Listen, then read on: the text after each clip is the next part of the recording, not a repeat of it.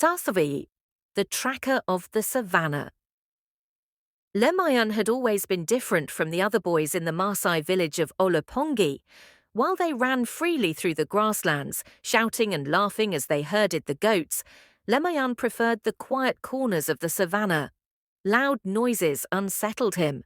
The beat of drums at ceremonies made him cover his ears, and crouch behind his mother's shuka. Crowded gatherings overwhelmed him, turning the world into a blur of voices and movement he struggled to escape. But in the silence of the plains, where the wind whispered softly and the earth hummed beneath his feet, Lemayan felt at home. Despite his challenges, Lemayan possessed a remarkable gift. An ability so rare that even the elders whispered about it when they thought he wasn't listening. He could track animals by signs so subtle that others overlooked them completely. A faint bend in the grass, a nearly invisible paw print, a shift in the direction of scattered dust. Lemayan saw meaning in them all. His father, Enkereto, often watched him with a mix of pride and bewilderment, knowing that the boy saw the land in ways no one else did. The dry season had settled heavily over the savannah, turning the once green fields into golden stretches under the scorching sun. Cattle grew leaner, and the herders had to travel farther each day in search of water. As the drought deepened, wildlife became bolder, straying closer to human settlements in search of food, and among them, the lions. Olapongi's cattle boma had already suffered 2 attacks that month, and fear gripped the community. One morning, while the warriors gathered around the Enkaji discussing the increasing lion threats, Lemayan stood quietly at the outskirts of the group. He avoided their loud voices, but he couldn't ignore the uneasy tension hanging in the air. His father had mentioned strange tracks near the grazing path, a sign that the lions were moving closer. Lemayan had felt a tightening in his chest as he listened. He had seen unusual patterns too, signs that others dismissed. Deep down, he knew the lions were planning something, and only he could read their movements. When the sun dipped low, spilling orange and crimson hues across the horizon, Lemayan slipped away from the village. The grass bent gently under his feet as he walked toward the northern plains, guided by instinct and the faintest of clues only he could decipher. He crouched near a patch of disturbed soil, tracing the outline of a paw print with his fingers. It was fresh, too fresh. He followed the trail cautiously, his breathing steady as he sifted through scattered clues. A tuft of fur caught on a thorn bush, a single claw mark on a termite mound, the faint smell of musk lingering in the air. His senses sharpened, painting a picture of the lion's movement. The pride was restless and hungry, inching toward the village boundary. Lemayan's heart pounded at the realization. The danger was closer than anyone believed. By the time Lemayan returned, dusk had melted into night. Warriors gathered near the cattle boma, clutching spears and whispering anxiously. Lemayan remained at a distance until his father spotted him and beckoned him closer. "Where have you been, son?" Inkareto asked, worry etched across his face. Lemayan hesitated, then pointed toward the northern plains. "They are near," he whispered, his voice barely audible. The warriors exchanged doubtful glances. Many still saw Lemayan as the quiet, strange boy who kept to himself. But Nkerito recognized the certainty in his eyes. "Show us," he urged. Lemayan guided them to the spot where he had found the signs. The warriors examined the tracks, and their expressions changed. Lemayan had been right.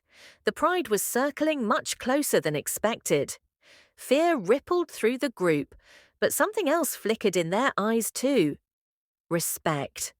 The boy's unusual gift was no longer something to ignore. The next morning, the village gathered under the Enkang's oldest acacia tree for a council meeting. The sun filtered through its branches, casting shifting shadows over the elders' faces. Lemayan sat with his mother, Nariku, avoiding the crowd but listening intently. The air buzzed with tension as the elders debated how to protect the cattle. Some suggested sending more warriors at night. Others feared provoking the lions, worrying it would lead to more attacks. But Nicareto rose to speak, his voice steady and sure. My son has seen signs none of us noticed. His gift may be the key to understanding the lion's movements. We must allow him to guide us. Gasps rippled through the crowd, and all eyes turned to Lemayan. The elder, Olanana, stroked his grey beard thoughtfully. The boy is special, he said. The land speaks to him. We will follow his insight. The decision was made Lemayan would join the trackers and help predict the lion's path. For the first time, the entire community acknowledged the value of the young boy who preferred silence over gatherings, and set out with 3 warriors at dawn, Sento, Olmarani and Lekato. The landscape stretched endlessly before them, golden and quiet, except for the distant cry of a hornbill. Lemayan walked ahead, scanning the earth for signs. He moved with a confidence that surprised the warriors. A broken twig here, a brush of fur there. Lemayan gathered these clues like beads in a necklace, threading them into a clear picture. They split into 2 groups, he said suddenly. The warriors exchanged surprised glances. They hadn't seen it. Lemayan pointed to faint differences in spacing between the prints, the depth of the soil, and the direction of crushed grass. The realization struck the group. The pride was preparing a coordinated attack. By midday, Lemayan and the warriors reached a rocky outcrop overlooking the grazing plains.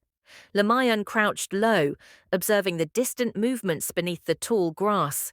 His mind fit the pieces together like a puzzle. The females are circling, he murmured. They want to push the cattle toward the river where the males wait. Sento frowned. How can you tell? Lemayan pointed to a faint trail of broken reeds near the riverbank. The older warriors squinted, only now noticing the signs. The threat was far greater than they'd imagined. The lions weren't just hunting, they were planning. And if the village didn't stop them, the cattle would be wiped out within days. Lemayan knew what had to be done, but fear tightened his chest. Speaking in front of others was hard, but he had no choice. When the group returned, the sun was sinking again. Lemayan stood before the council for the first time. His hands trembled slightly, and he avoided direct eye contact. But when he spoke, his voice carried urgency. The lions are planning an attack, he said. They've split up. The females will chase the cattle toward the river, where the males wait to trap them.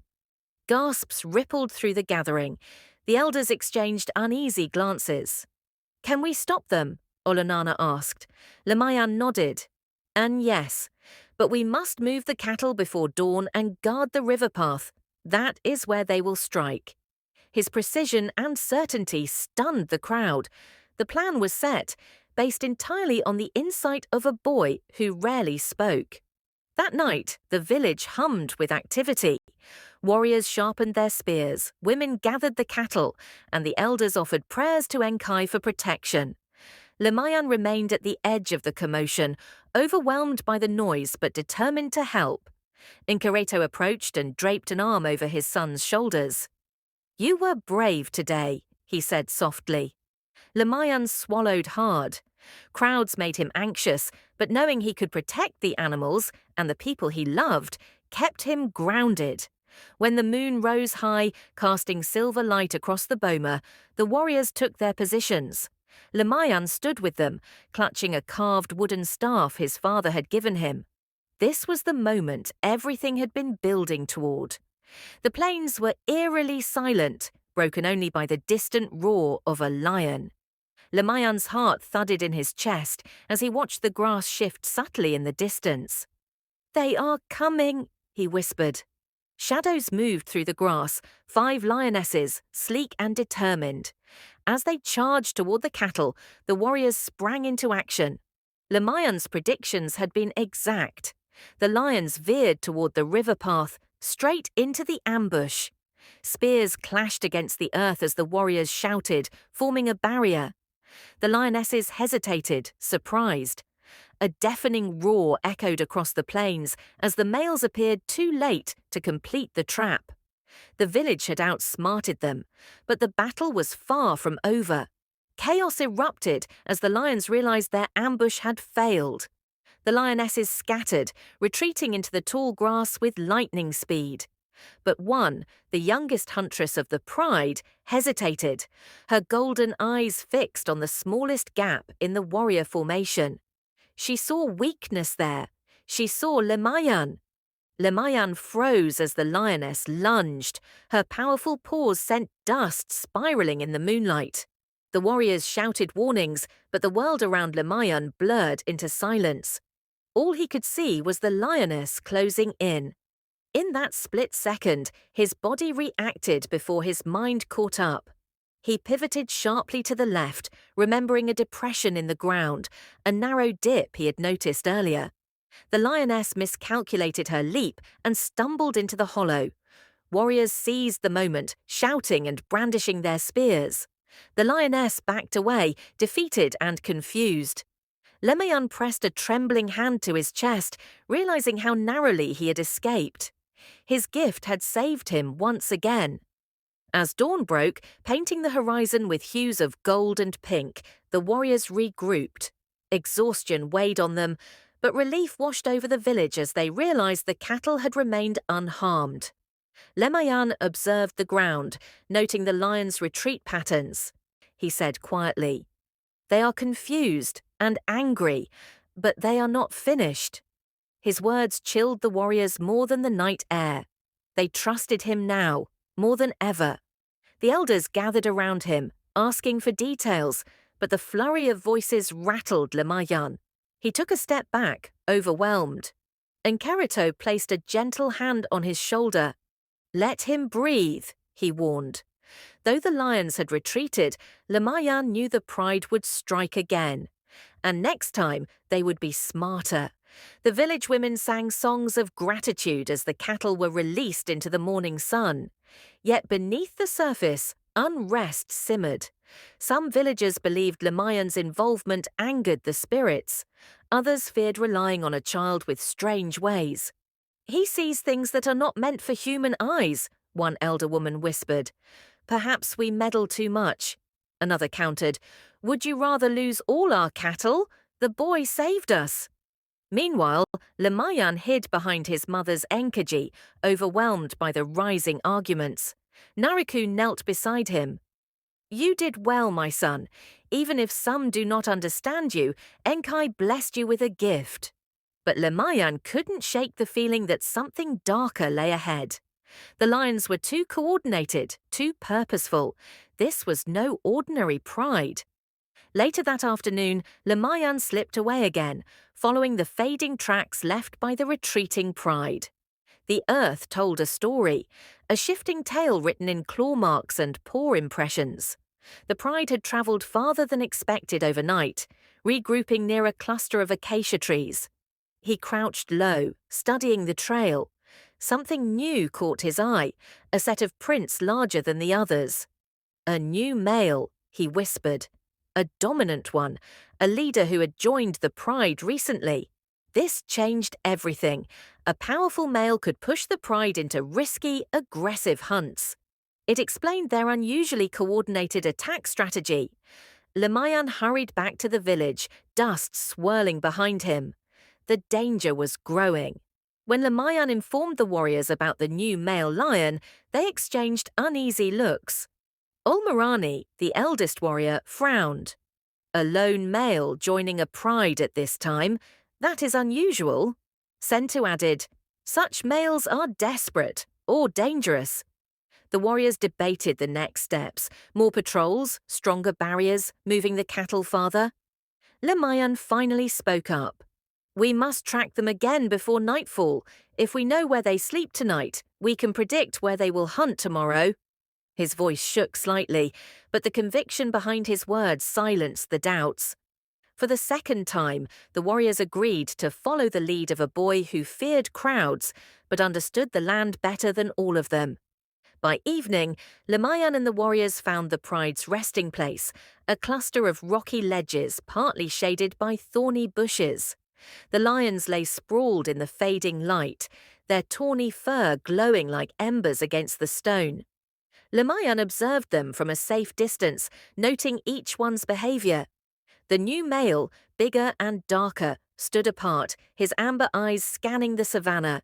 He wasn't resting, he was planning. "He is pushing them," Lemayan murmured. "He wants a bigger kill. He will not stop until he succeeds." Sento nodded grimly. They returned home with heavy hearts.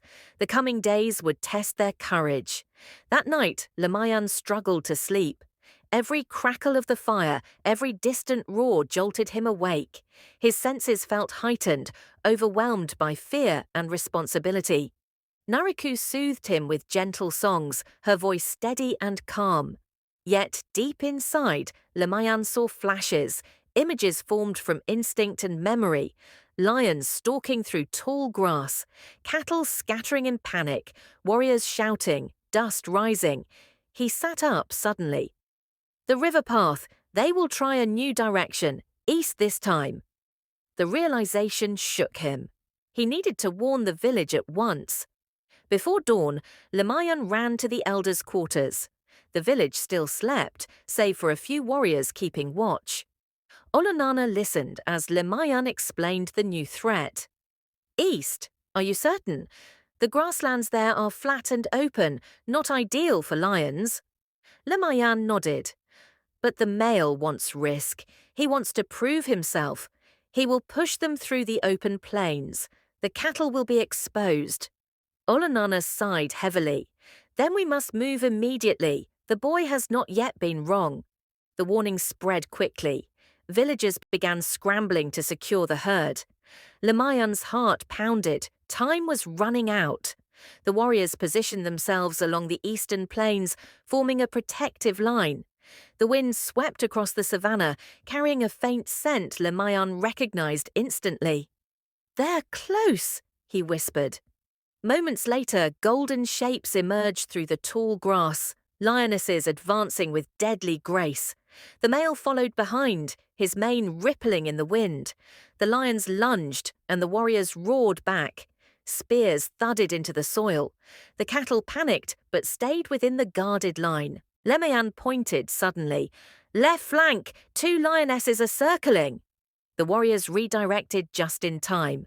The lions hesitated again, confused by the humans' uncanny readiness. The male snarled, frustrated. For the second time, the village thwarted his plan. As the lions retreated, a sudden cry echoed across the plains. Lakato, one of the strongest warriors, had been struck by a lioness during the chaos. Blood stained the grass beneath him. Lemayan rushed forward despite his fear. He knelt beside Lakato, studying the wound. "She hit him as she turned," Lemayan whispered. "The force, it was deliberate. She was protecting the male." Lakato groaned in pain. "The boy sees everything," he murmured. The warriors carried Lakato back home as the sun rose. Lemayan walked behind them, weighed down by guilt. Even though they had saved the cattle again, the threat was growing stronger and more dangerous with each passing day. Back in Olopongi, Lakato was carried to Naserian, the village healer. Her enkaji smelled of crushed herbs, smoke, and earth. She examined the wound with careful fingers, her beaded jewelry clinking softly in the quiet room. "His spirits are strong," she murmured, mixing a paste of red clay and medicinal leaves. "But he must rest. The lions grow bold, and you warriors must not be reckless." Lemayan stood near the doorway, avoiding the healer's eyes. Guilt gnawed at him. If he had warned them sooner, predicted better, maybe Lakato would not be lying there wounded. Naserian noticed his trembling hands. "You carry the land's voice," she said gently, "but even the land cannot prevent every strike. Do not burden your heart with blame that isn't yours." Her words offered some comfort, but Lemayan knew the attacks would only grow worse. That evening, a deep roar rolled across the plains, louder than any before. It vibrated through the earth, shaking the Enkaji walls. Children cried. The warriors rose with their spears. Lamayan stepped out into the moonlit night. The sound told him everything. The male lion was furious. His roar spoke of failure, challenge, and an intent to reclaim dominance through force. "He is not giving up," Lamayan whispered to his father. "He will return sooner than we expect." Inkareto's jaw tightened. "Then we prepare." The warriors strategized deep into the night, guided once more by Lamayan's instinct. But even as plans formed, Lamayan sensed the male was thinking ahead.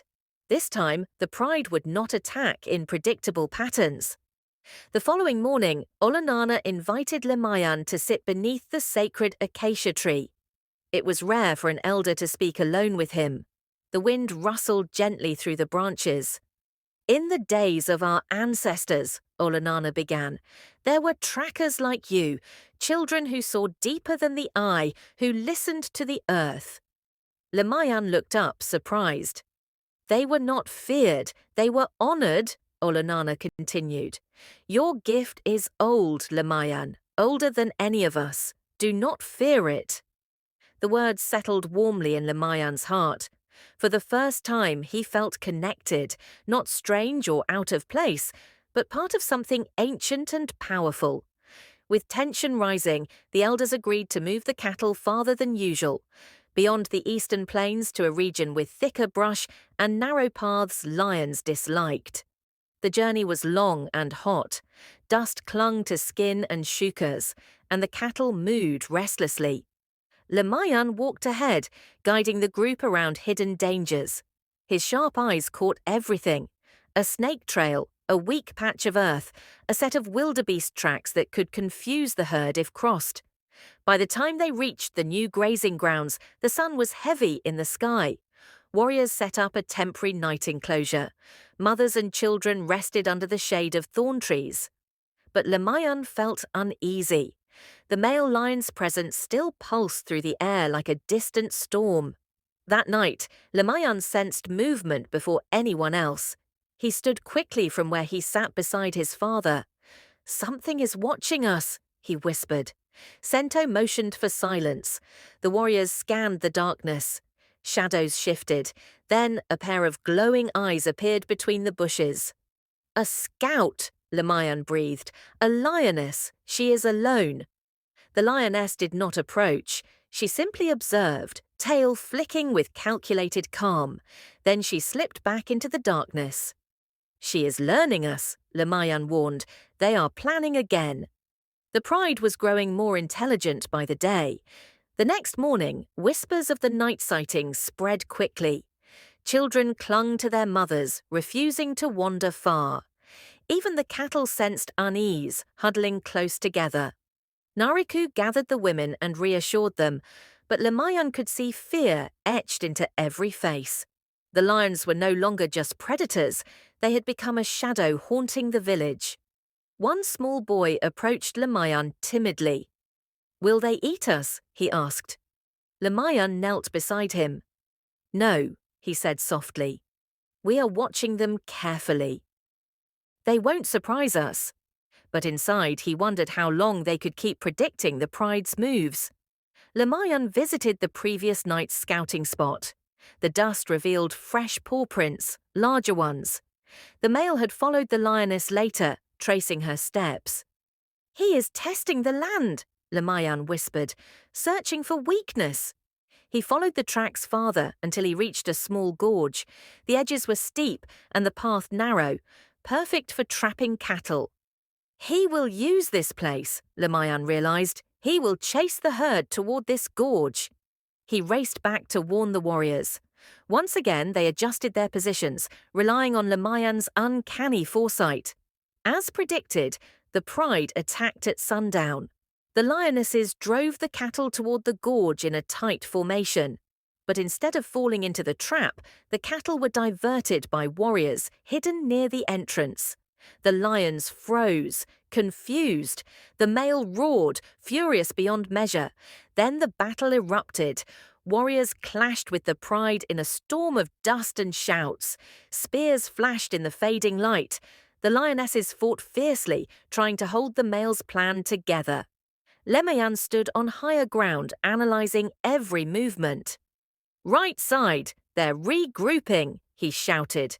The warriors shifted. Dust rose like smoke. The pride retreated once again, bewildered at the humans' constant preparedness. During the confrontation, one warrior's spear struck the male lion across the shoulder. It wasn't fatal, but it slowed him. "He will grow desperate now," Lemayan said. "A wounded leader makes reckless choices." The warriors were relieved to have weakened him, but Lemayan knew better. Desperation made predators dangerous. As night settled, the pride's roars echoed, confused, frustrated, wounded. Lemayan listened closely. He could tell the male was no longer planning out of hunger, but out of pride. A dangerous shift. For 2 days, the savannah grew strangely quiet. No scouting lioness, no roaring, no tracks near the boma. The cattle grazed peacefully and the villagers began to relax. But Lemayan did not. Silence was often the loudest warning. Standing alone on a tall ridge, he felt the earth beneath his feet, still, tense, expectant. "They are waiting," he whispered, "healing, thinking." The pride was planning something bigger, something final. Lemayan could sense it like a gathering storm on the horizon, and when it came, it would test the village more than ever before. 3 days passed without a single roar. The silence made the village uneasy. Warriors sharpened their spears more frequently, and even the cattle seemed to sense the tension in the air. Lemayan spent his hours scanning the plains, searching for any sign of movement. On the 4th morning, he noticed something unusual. Vultures circled far to the south, not over a kill, but above an empty patch of land.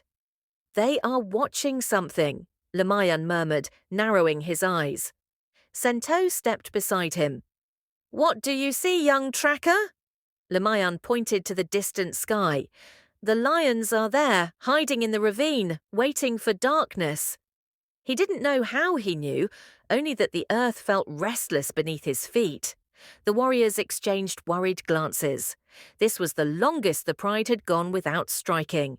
It could only mean one thing: the next attack would be unlike any before. Back home, Nariku watched her son from the doorway of their enkaji. She saw the shadows beneath his eyes, the tension in his shoulders, the weight he carried in silence. "Lemayan," she said softly, calling him inside. "You cannot carry the whole savannah on your back." He lowered his gaze. "The lions won't stop. They think like people. They are planning, and I'm the only one who sees it." Nariku pulled him into an embrace. "Even a warrior rests. Even a tracker needs peace." She brushed his hair gently. "You are not alone. The whole village fights with you." But Lemayan couldn't shake the dread building in his chest. The lions were closer to a final strike than anyone realized. Deep into the night, Lemayan awoke abruptly. A faint tremor stirred the soil beneath him, so subtle that only he could sense it. He sprinted outside, scanning the horizon. Moonlight glinted off fresh paw prints near the cattle enclosure. He followed them cautiously. The tracks were fresh, minutes old. "They were here," he whispered. Cento and Olmarani, awakened by his hurried footsteps, joined him. "What do you see?" Olmarani asked. "They were testing the fence," Lemayan said. "The lionesses. They did not attack. They were measuring us." The warriors stiffened. This was no longer instinctive predation. It was strategy. At dawn, the villagers discovered that one calf was missing. No blood, no struggle, only a trail leading into the tall grass. The lionesses had taken it silently. Lemayan knelt by the tracks. "They didn't kill it," he murmured. "They carried it, alive." "Why?" Cento frowned. "To lure us," Lemayan replied.